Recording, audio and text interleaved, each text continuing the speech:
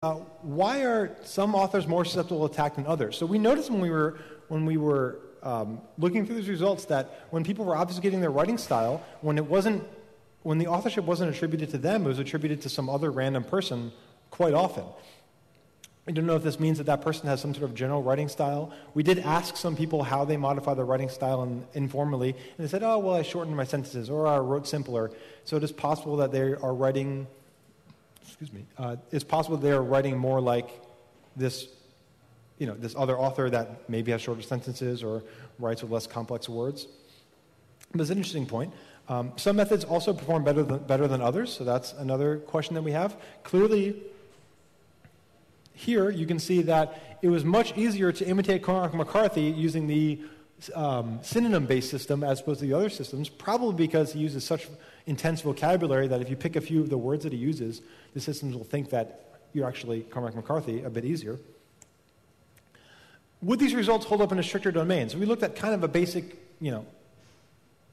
set of documents, but what if you were looking at very, very specific domain? What if you were looking at just mathematical reports? What if you're looking at just government reports, something like that? Would these things be as susceptible to attack when you don't have as many variables involved? What if the participants were skilled in linguistics or stylometry? I think it's a fair assumption to make that these folks who are not skilled at all did a very good job attacking. One would expect people who understand what stylometry is and understand what features they're looking for could attack these systems much better. And what features and methods could offer some resistance to these attacks? This is kind of an unknown right now, but we believe there must be some things, at least in these passages, that can do a little bit better of a job.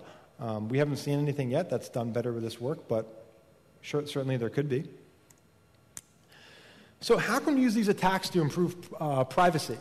Well, if you are trying to hide your writing style, if you want to maintain your anonymity, there's a few things to remember. First is that these methods failed, but others might not. Just because you hide your writing style and can trick these methods, that's no definitive proof that you're going to fool all stylometry methods out there.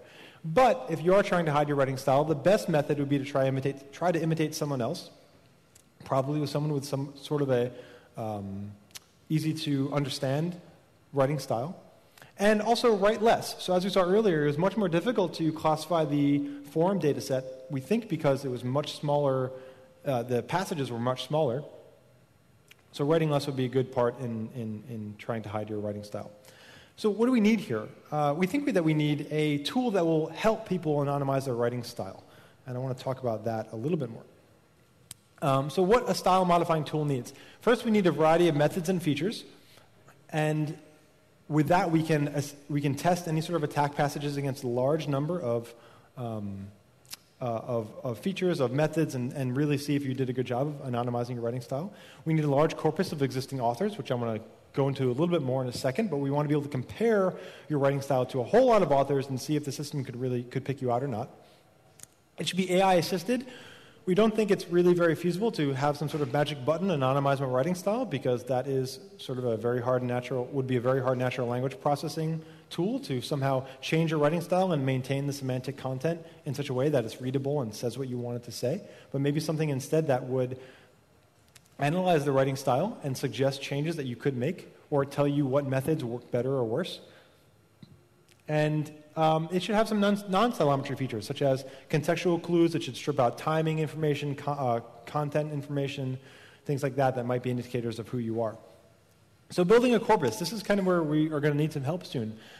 We would like to collect a lot of data from people that would be interested in building some sort of attack corpus where they, on top of the stuff that we already have, where we have large amounts of information from different authors.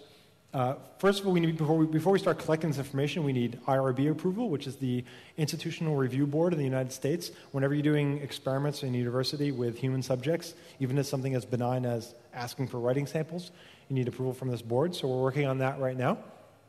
We would also like this to happen in multiple languages. I've already gotten multiple questions from people saying, that's great that you have this, but I live in Germany and we speak German and we have these court cases coming up that we're concerned about, so can you help us there? And I say, well, I don't speak German, but hopefully some people here do, and maybe would be interested in submitting some of their writing samples, which we would, of course, not link back to your name.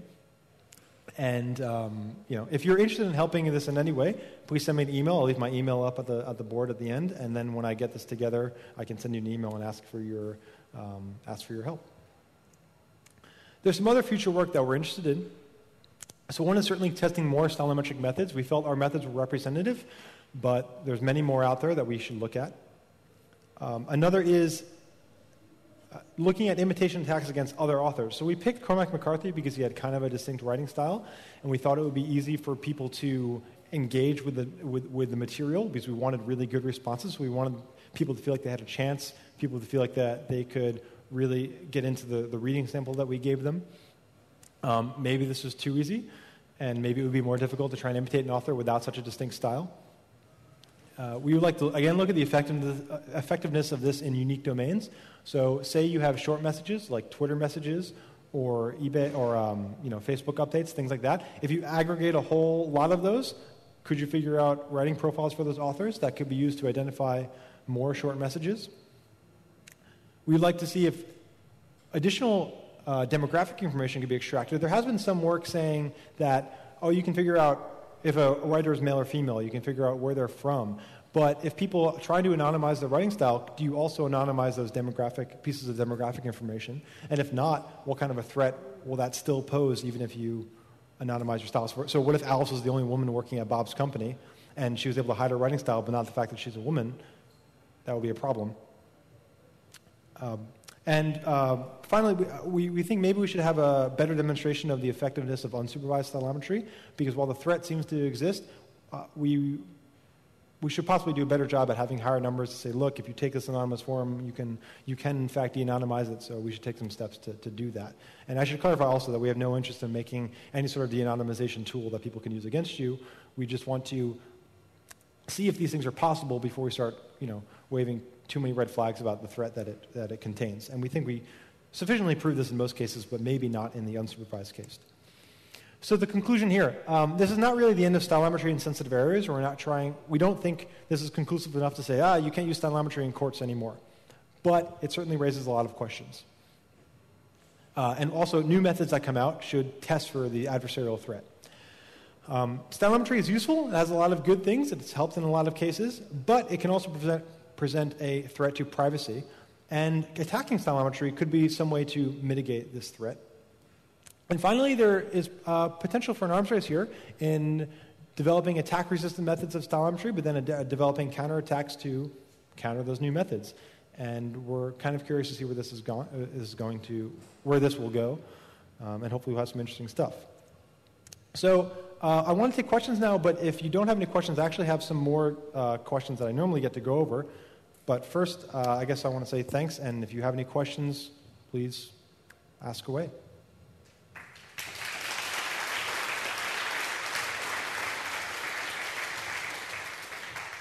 Many thanks. Are there questions, please? Yes. Maybe you can come over here, please, because this microphone is not switched on. I come to you.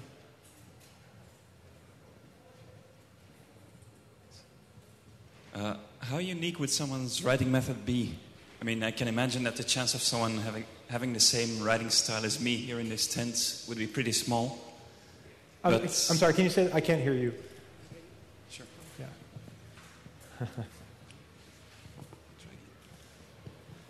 How unique would someone's writing style be? Oh, how unique would someone's writing style be? I guess it's hard to say. Most methods only look at small numbers of authors.